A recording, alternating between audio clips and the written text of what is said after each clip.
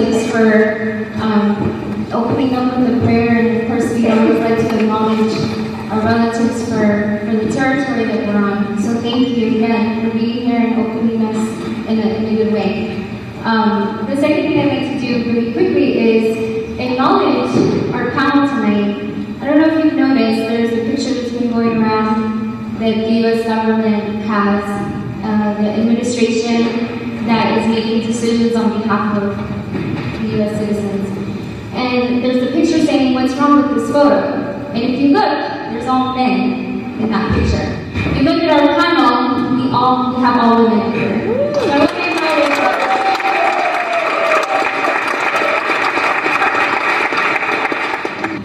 So my name is Evie. I'm part of an organization called Tonatierra.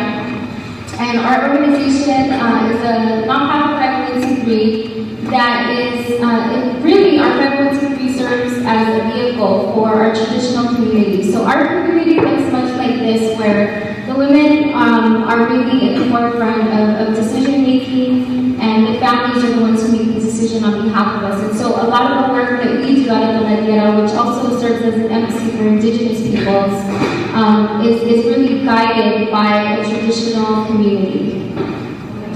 We're one of the plaintiffs suing the state of Arizona on the SB 1070 law. So a lot of our work is around not just migrant rights, but Indigenous rights in general. We are also part of the Confederacy of the Eagle and the Condor. And for those of you who are familiar with that, it's basically a prophecy of people from the north and the south, Indigenous peoples coming together. So our organization really does serve as a bridge, if you will, between nations in the north and nations in the south. When you hear a lot of the people speaking tonight, you're going to hear a common theme, and that is basically extractive industries. We're fighting the same fight. We're fighting the same beast.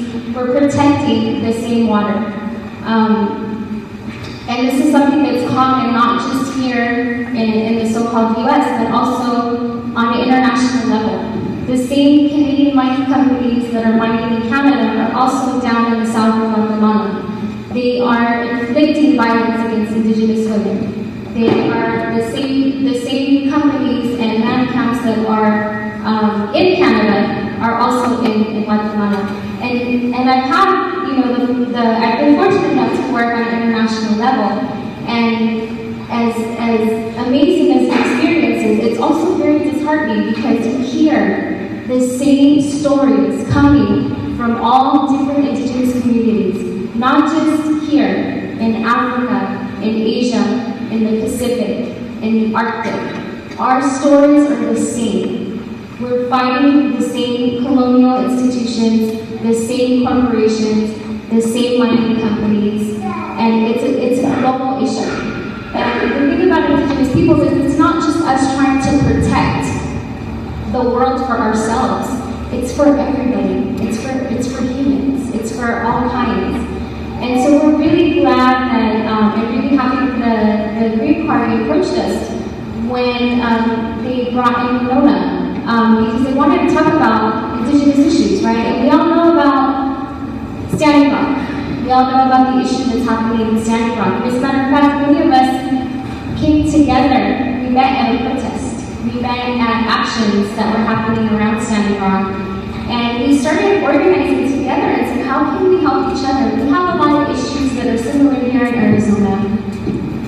And so when the Green Party approached us, they said, this is a perfect opportunity for us to open up the door to everyone else here that knows about Standing Rock, but doesn't know about Loop 202, or doesn't know about Oak Flat, or doesn't know about Not Your Mascot, or doesn't know about all the issues that are happening here, the Havasu pipe, the uranium mining. It's an opportunity for us to get together and educate people here in Arizona to know that there is a Standing Rock here. The struggle is everywhere.